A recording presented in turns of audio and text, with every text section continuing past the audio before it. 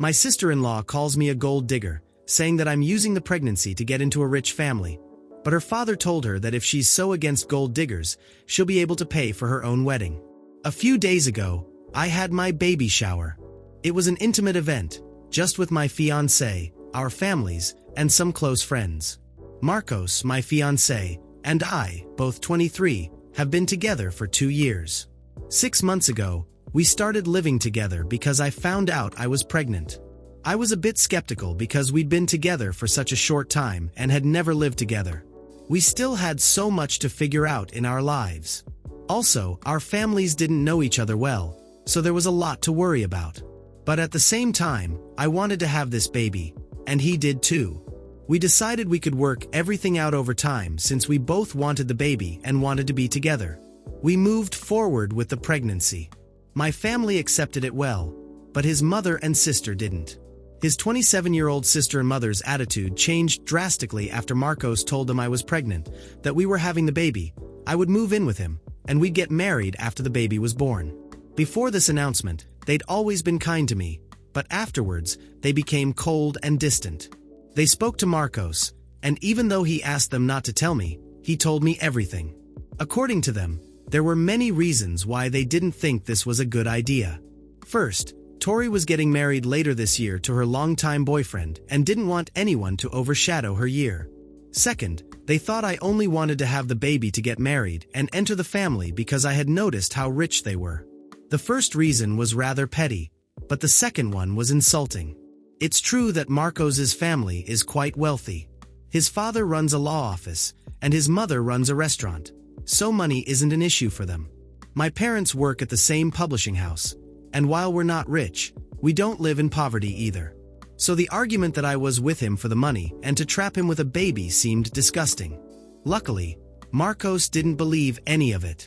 In fact, he told me so I could keep my distance from Tory and Eli. We didn't cut them off completely because we didn't want drama. His father specifically asked everyone not to cause conflict because there would be many family events over the next 2 years, including Tory and Marcos's weddings, and he didn't want drama at those events. Out of respect for Ben, since he asked me, Marcos and I decided to remain cordial with Tory and Eli, not cutting them off entirely.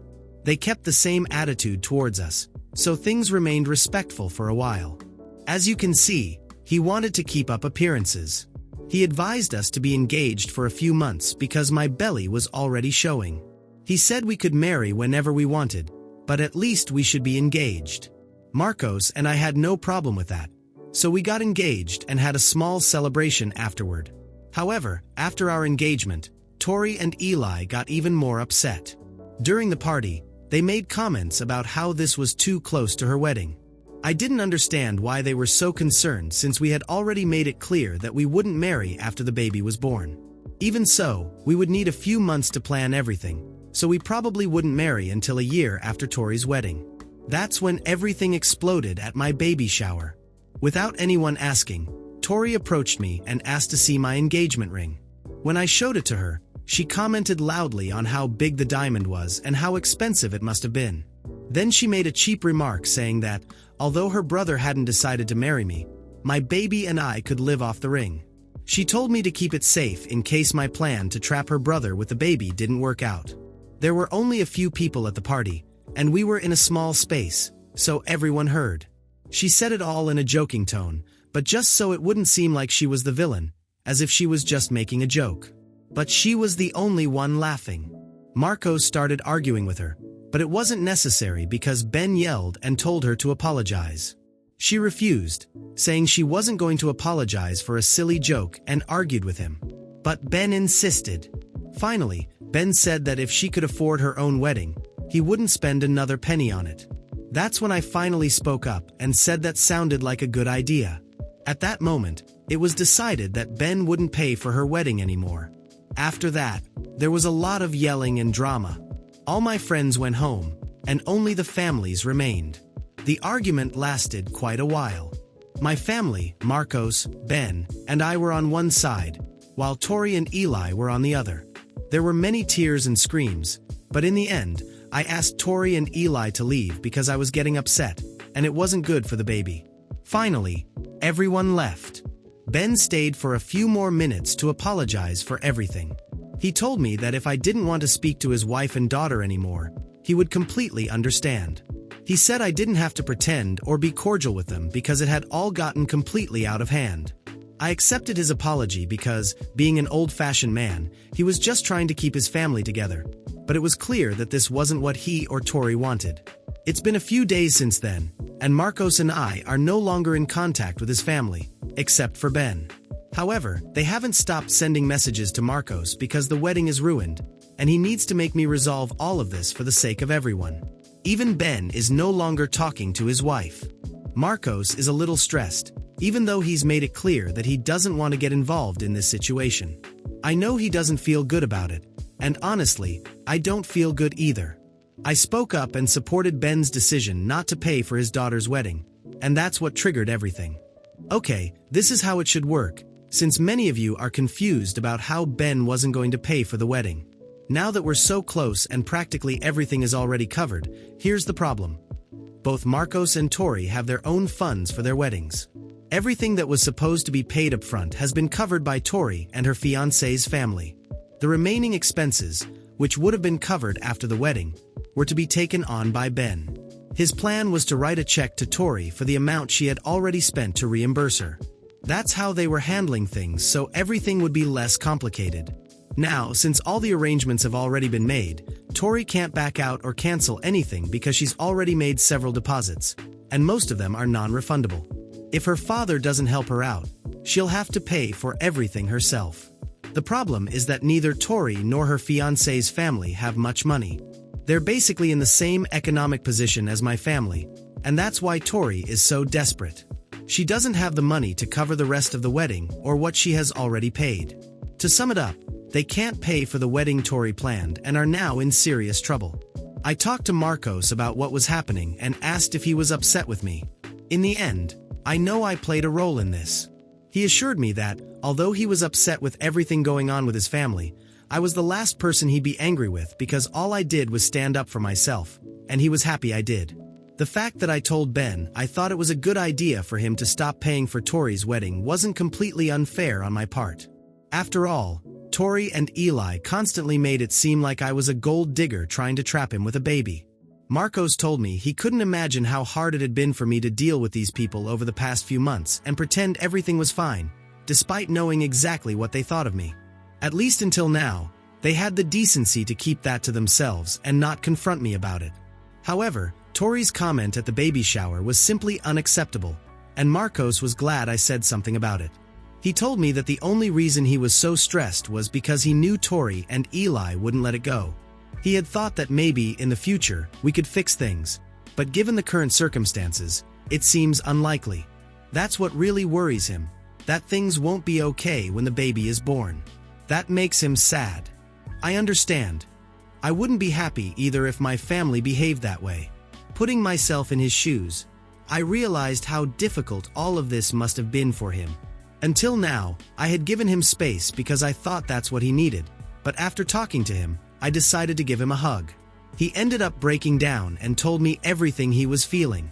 He told me how upset he was and how hard it had been for him to even block Tory and Eli. In the end, they are his mother and sister, his family, and he wants them to be part of the baby's life. However, he also wants them to apologize to me and fix things. The problem is that Tory and Eli are convinced this is all my fault. So, their apology is a long way from coming. They believe that Ben wouldn't have done any of this if I hadn't encouraged him. They think that, at worst, he would have just threatened not to pay for the wedding, but it would have been a bluff. However, thanks to what I said, Ben decided to go through with his threat. Like many of you, I asked Marcos why Tory and Eli couldn't pay for the wedding on their own. As far as I knew, Tory had a job and Eli literally runs a restaurant. Marcos explained that although together they could cover the wedding costs without help, now it's a matter of ego.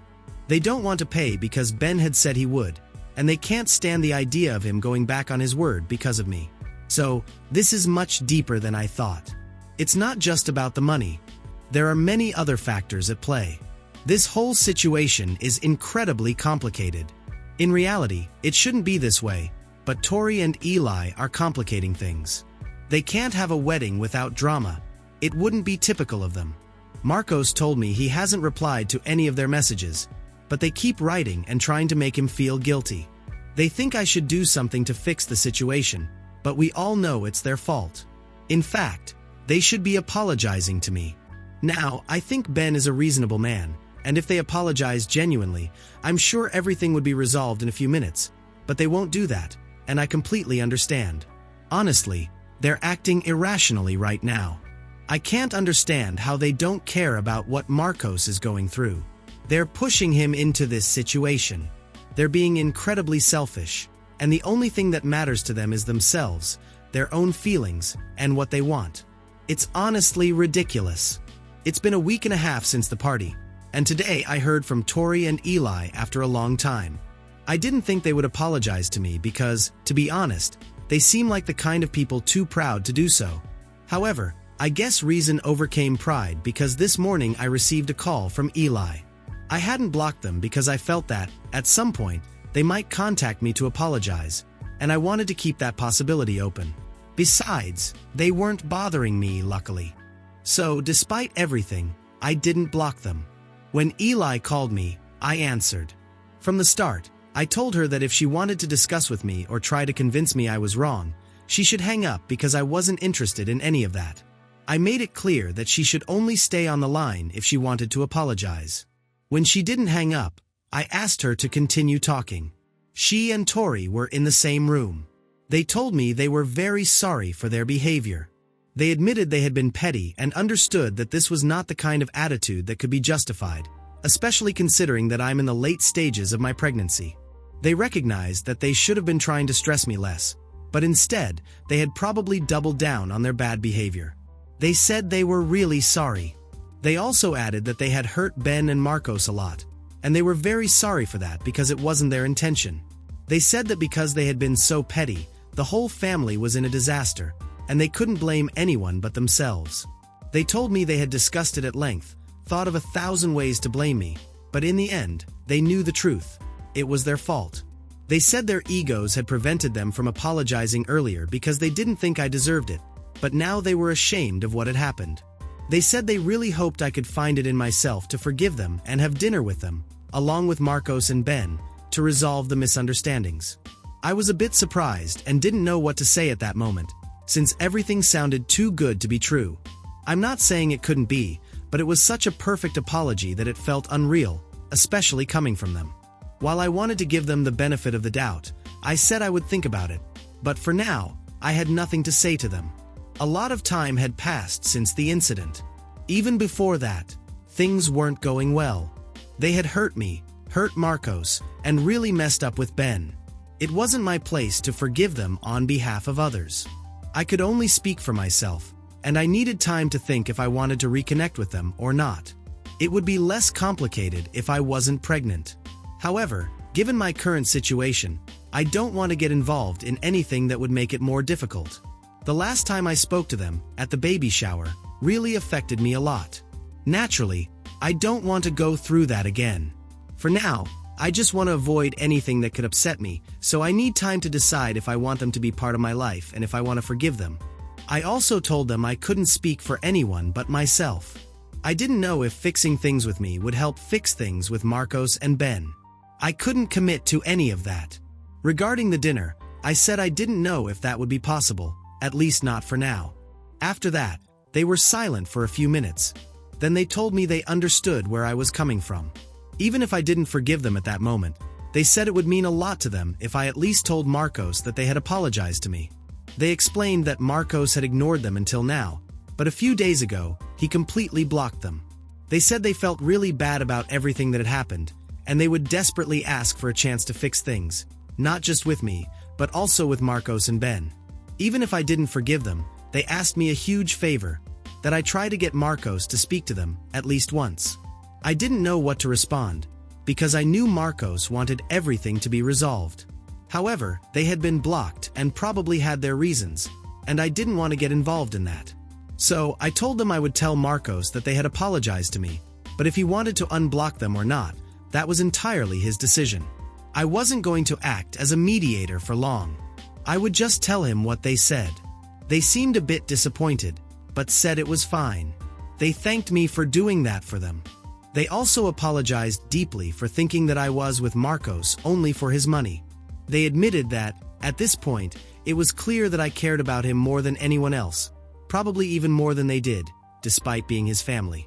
They said that otherwise, I wouldn't have even considered listening to them. But I did because I cared about Marcos and knew he wanted his family to be happy. I told them they were right about that, and it was surprising how right they were. I guess that's the only thing we have in common. We all love Marcos and just want him to be happy. After that, we ended the call. I'm not stupid. This seems too perfect to be true. I think it's precisely a trap. The apologies are just so I'll talk to Marcos and they can be forgiven by him. Still, I'll tell him, and he can make his own decision based on that information. It's been a few weeks since the phone call. I told Marcos that his mother and sister had apologized to me, but I made it clear that if he wanted to unblock them or not, it was his decision.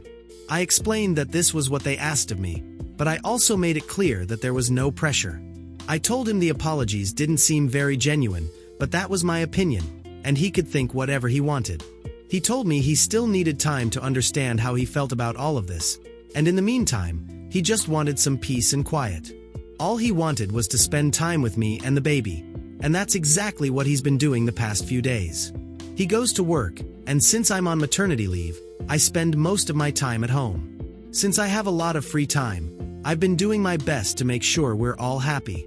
I've been cooking his favorite meals, and the coolest part is that he comes home with things he knows I like or want, without me even having to ask. When he's home, he talks to the baby through my belly, and I think it's the cutest thing in the world. The past few days have been quite peaceful. We haven't talked much about anyone else. Ben calls us from time to check in, but that's it. Today, however, after Marcos came home from work, he asked me if I would mind if he talked to Tory and Eli. I told him he didn't need to ask me if he wanted to talk to his sister and mother. He said he just wanted to hear what they had to say, since hearing the supposed apologies in person could allow us to know if they were genuine or not. That seems like a good idea because sometimes, over the phone or other forms of communication, things don't sound like they should. Of course, I don't think this is exactly the case, but since Marcos has been so understanding with me, I owe him at least the opportunity to hear what they have to say. We talked about it, and he decided to call Ben. We wanted to talk to Ben first because we wanted his opinion on all of this. Ben had already resumed communication with his wife and daughter a few days ago, but things weren't exactly back to normal. There's a time limit on how long one can live in the same house with their partner without talking to them. So, at some point, Ben had to start talking to them. They are cordial, but the relationship hasn't returned to how it was before. As for Eli, she's been visiting them frequently, so he ended up talking to her too. But it's the same thing, cordial, but not the same. When we asked Ben for his opinion, he said he would be more than happy to have dinner with all of us because he believes it would help resolve a lot of the discomfort everyone has been feeling. He said this was the perfect time to do it. After talking to him, we decided to call Eli and tell her we wanted to talk to her and Tory and that we would love to have them for dinner this weekend. She immediately agreed and put Tory on a group call. Tory didn't have any issues with the idea either. So, this weekend, in a few days, we'll have dinner together with Marcos's family. Hopefully, we can resolve everything. I know that many people might not be happy with the fact that I decided to give them a chance, but honestly, that's all it is, a chance. If the apologies don't sound genuine, there's no way to fix the relationship, and that's fine too. Everyone I know, including myself, has been given a second chance by someone at some point. I don't believe there's anyone alive who can say they've never been given a second chance. Even convicted individuals get a second chance in life when they're released. I think it's important to at least hear them out, especially for Ben and Marcos, since they are family. I talked to my parents about it, and they think I'm making the right decision. Hopefully, my sister-in-law and mother-in-law genuinely apologized for what they did. At worst, they didn't, and everyone will move on from this issue. The dinner was last night, and now I can tell you what happened. There wasn't much drama, but I don't think much changed after the dinner either. At the beginning of the evening, everyone was being cordial, like there was an elephant in the room, but no one dared mention it. There were the typical superficial conversations until we finally sat down to eat. It was then that Tory was the one who finally broke the ice and said she wanted to apologize to all of us. No one interrupted her, and she said what she had to say. I won't bore you with the details, but it was quite similar to the apology she gave over the phone. She also added something to complement her daughter's apology. When they finished, Marcos looked at me as if he wanted to know my response, while Ben just stayed silent, thinking about what he had heard. Neither of them had heard the apology I was given earlier, so this was their first time hearing it. Since no one was saying anything, they started asking us what we thought about it. I didn't want to say anything because my opinion hadn't changed much, so I hoped Marcos and Ben would say something. Finally, Tory looked at me and directly asked if I could forgive them. I answered what I thought. I said that it didn't seem completely genuine to me, and it was hard to believe that two people who practically hated me for so long were suddenly so regretful. My mother-in-law said she was serious and that they were really ready to turn the page. I didn't want to create more drama or influence others, so I clarified that this was my opinion and that others could give theirs. Marcos was the next to speak and said he also didn't believe the apologies were entirely genuine. He thought the incentive to recover the money for the wedding was too big for them not to try anything to be forgiven. Ben accepted the apology but made it clear that he wasn't going to pay for their wedding. He said the apologies should be followed by actions that showed they had truly changed, and that this change wouldn't happen overnight. He was giving them the benefit of the doubt, but he wanted to see if money was the only reason for their apologies. And that's when their facade started to crumble. Not that they yelled or insulted anyone, but they became defensive. They said they had done everything they could to apologize to me and Marcos, but that we weren't giving them a chance. After that, we continued eating, and most of the night passed in somewhat awkward silence. On one hand, it's hard for me to believe that they wouldn't have caused a scene if they were only after money, but on the other hand, I've suffered enough with them to believe they could change so quickly if it weren't for the wedding money. So, here we are at something of a crossroads. After the dinner, Marcos and I talked, and we both thought similarly. Ben, on the other hand, wants to wait and see if they are capable of demonstrating with actions, not just words, that they've really changed. We'll have to wait some time to see if that's true or not. The wait was worth it when we consider that now I have a full update to start with. I'm already a mother. Marcos and I are the proud parents of a huge, chubby little girl whom we love with all our hearts. Ben also loves her, but I'm not so sure about my sister-in-law and mother-in-law. It's not that we've forbidden them from approaching, because we haven't even had to consider that, but it's true that they've made their intentions clear not to interfere in our lives. Tory's wedding was supposed to happen, but it was cancelled. Ben kept his promise not to pay for the wedding, and he did. Tory didn't get married because her fiancé decided to cancel everything. They could have paid for the wedding themselves, with my mother-in-law's help, but the fiancé didn't want to take on that financial stress at the beginning of a marriage. Basically, he expected Ben to pay for everything and fix the situation with money. But since that didn't happen, he decided to show his true colors as a gold digger and ended up leaving Tory when the money disappeared. It's ironic, I know.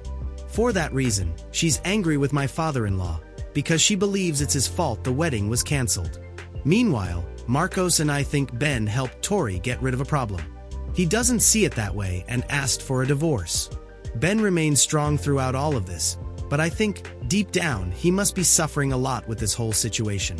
And it's not just because of Eli's divorce, which is a small part of it, but because he realizes she's also a gold digger. If money is involved, she's happy. If money isn't, she wants a divorce. This showed that their apologies were never genuine, as they tried to make us believe. Ben is a very wise man, and that's why it took him so long to think that night. The only way to know with 100% certainty whether they were sincere or not was with patience, and patience rewarded him. Perhaps not with something good, because divorce is not a reward in itself, but with the truth, which can be more important. Now it's our turn to get married, but although Ben said he wants to pay for our wedding, we told him that we'd prefer something intimate and small, paid by us. Ben thought it was great, while Eli probably didn't, but she also won't be attending. So, there's no need to worry about our wedding. After all, Tory isn't among the guests either, so it will be easier to reduce the budget.